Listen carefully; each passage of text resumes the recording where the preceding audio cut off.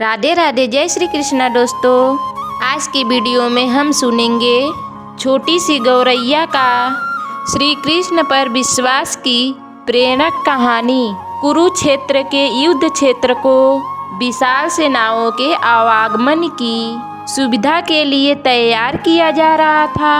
उन्होंने हाथियों का इस्तेमाल पेड़ों को उखाड़ने और जमीन साफ करने के लिए किया था। ऐसे ही एक पेड़ पर एक गौरैया अपने 4 बच्चों के साथ रहती थी।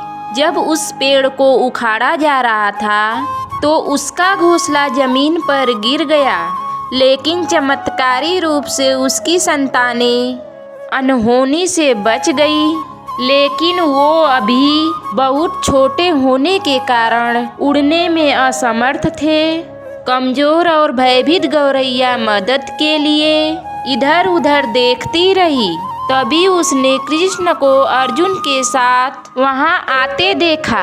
वे युद्ध के मैदान की जांच करने और युद्ध के शुरुआत से पहले जीतने की रणनीति तैयार करने के लिए वहां गए थे। उसने कृष्ण के रथ तक पहुंचने के लिए अपने छोटे पंख फड़फड़ाए और किसी प्रकार श्री कृष्ण के पास पहुंची। हे कृष्ण, कृपया मेरे बच्चों को बचाएं, क्योंकि लड़ाई शुरू होने पर कल उन्हें कुचल दिया जाएगा। सर्वव्यापी भगवान बोले, मैं तुम्हारी बात सुन रहा हूँ, लेकिन मैं प्रकृति के कानून में हस्तक्षेप नहीं कर सकता। गौरैया ने कहा, हे भगवान, मैं जानती हूँ कि आप मेरे उद्धार करता हैं। मैं अपने बच्चों के भाग्य को आपके हाथों में सौंपती हूँ।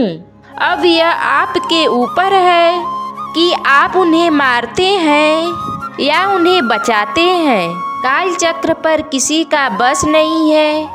श्री कृष्ण ने एक साधारण व्यक्ति की तरह उससे बातें की, जिसका आशय था कि वहाँ ऐसा कुछ भी नहीं था जिसके बारे में वो कुछ भी कर सकते थे। गौरैया ने विश्वास और श्रद्धा के साथ कहा, प्रभु, आप कैसे और क्या करते हैं वो मैं नहीं जान सकती। आप स्वयं काल के नियंता हैं, यह मुझे पता है। मैं सारी स्थिति एवं परिस्थिति एवं स्वयं को परिवार सहित आपको समर्पित करती हूँ। भगवान बोले, अपने घोंसले में 3 सप्ताह के लिए भोजन का संग्रह करो।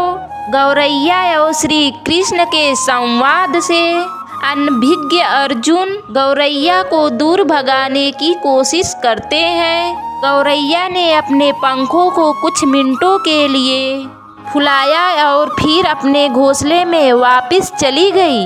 2 दिन बाद शंख के उद्घोष से युद्ध शुरू होने की घोषणा की गई।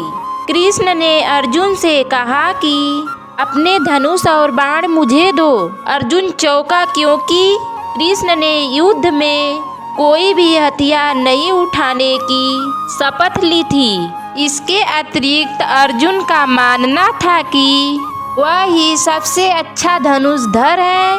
मुझे आज्ञा दे भगवान, अर्जुन ने दृढ़ विश्वास के साथ कहा। मेरे तीरों के लिए कुछ भी अवैध नहीं है। चुपचाप अर्जुन से धनुष लेकर कृष्ण ने एक हाथी को निशाना बनाया, लेकिन हाथी को मार के नीचे गिराने की बजाय तीर हाथी के गले की घंटी में जा टकराया और एक चिंगारी सी उड़ गई।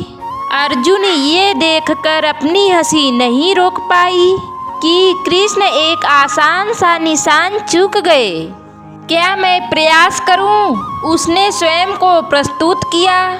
उसकी प्रतिक्रिया को नजरअंदाज करते हुए कृष्ण ने उन्हें धनुष वापस दिया और कहा कि कोई और कार्रवाई आवश्यक नहीं है। अर्जुन ने पूछा, लेकिन केशव, आपने हाथी को क्यों तीर मारा? क्योंकि इस हाथी ने उस गौरैया के आश्रय उसके घोंसले को, जो कि एक पेड़ पर था, उसको गिरा दिया था। अर्जुन ने पूछा, कौन सी गौरैया? इसके अतिरिक्त हाथी तो अभी स्वस्थ और जीवित है, केवल घंटी ही टूट कर गिरी है। अर्जुन के सवालों को खारिज करते हुए कृष्ण ने उन्हें शंख फूंकने का निर्देश दिया। युद्ध शुरू हुआ। अगले 18 दिनों में कई जानें चली गई। अंत में पांडवों की जीत हुई। एक बार फिर कृष्ण अर्जुन को अपने साथ सुदूर क्षेत्र में भ्रमण करने के लिए ले गए। कई सौ अभी भी वहाँ हैं जो उनके अंतिम संस्कार का इंतजार कर रहे हैं। जंग का मैदान गंभीर अंगों और सिर बेजान सीढ़ियों और हाथियों से अटा पड़ा था। कृष्ण एक निश्चित स्थान पर रुके और एक घंटी जो कि हाथी पर बांधी जाती थी, उसे देखकर विचार करने लगे। अर्जुन से उन्होंने कहा, क्या आप मेरे लिए यह घंटी उठाएंगे और इसे एक तरफ रख देंगे? निर्देश बिल्कुल सरल था, परंतु अर्जुन के समझ में नहीं आया। आखिरकार विशाल मैदान में, जहाँ बहुत सी अन्य चीज़ों को साफ करने की बहुत ज़रूरत थी, कृष्ण उसे धातु के एक टुकड़े को रास्ते से हटाने के लिए क्यों कहेंगे? उसने प्रश्नवाचक दृष्टि से उनकी ओर देखा।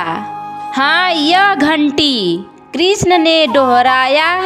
यह वही घंटी है जो हाथी की गर्दन पर पड़ी थी, जिस पर मैंने तीर मारा था। अर्जुन बिना किसी और सवाल के भारी घंटी उठाने के लिए नीचे झुका। जैसे ही उन्होंने इसे उठाया, उसकी हमेशा के लिए जैसे दुनिया बदल गई। 1 2 3 4 और 5 4 युवा पक्षियों और उसके बाद एक गौरैया उस घंटी के नीचे से निकले। बाहर निकलकर माँ और छोटे पक्षी कृष्ण के इर्द गिर्द मदराने लगे एवं बड़ी आनंद से उनकी परिक्रमा करने लगे। 18 दिन पहले काटी गई एक घंटी ने पूरे परिवार की रक्षा की थी। मुझे क्षमा करे हे कृष्ण, अर्जुन ने कहा। आपको मानव शरीर में देखकर और सामान्य मनुष्यों की तरह व्यवहार करते हुए मैं भूल गया था कि आप वास्तव में कौन हैं। तो दोस्तों, आपको हमारी वीडियो अच्छी लगे तो लाइक, शेयर और सब्सक्राइब करें। कमेंट में जय श्री कृष्णा अवश्य लिखें।